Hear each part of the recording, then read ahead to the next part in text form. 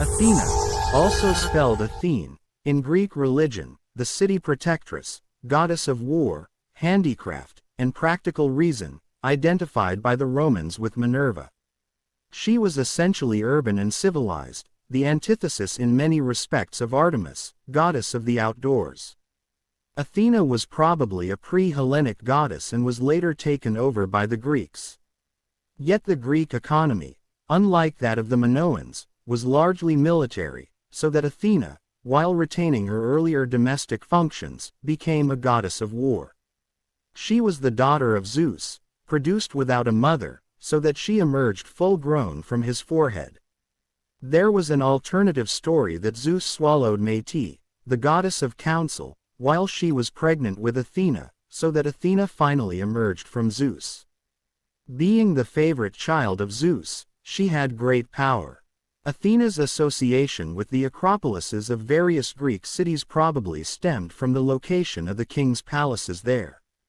She was thought to have had neither consort nor offspring.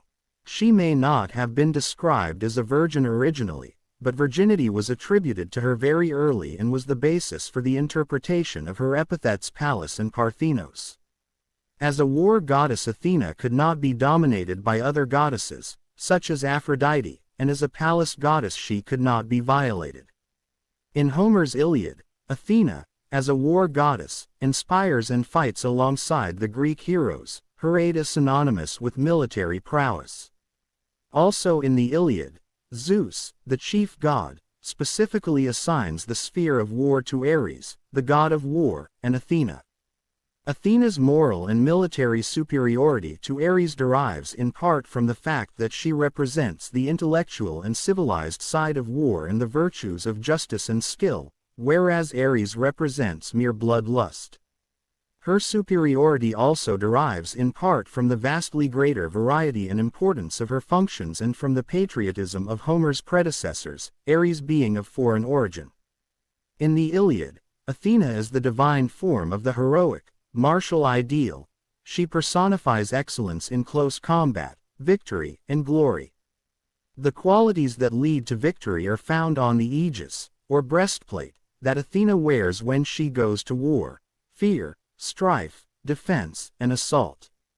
Athena appears in Homer's Odyssey as the tutelary deity of Odysseus, and myths from later sources portray her similarly as helper of Perseus and Heracles Hercules. As the guardian of the welfare of kings, Athena became the goddess of good counsel, of prudent restraint and practical insight, as well as of war. In post-Mycenaean times the city, especially its citadel, replaced the palace as Athena's domain.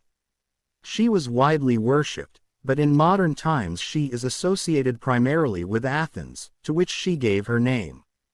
Her emergence there as city goddess, Athena Polias Athena, guardian of the city, accompanied the ancient city-state's transition from monarchy to democracy.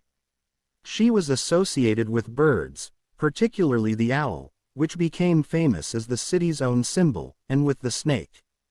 Her birth and her contest with Poseidon, the sea god, for the suzerainty of the city were depicted on the pediments of the Parthenon, and the great festival of the Panathenaia, in July, was a celebration of her birthday.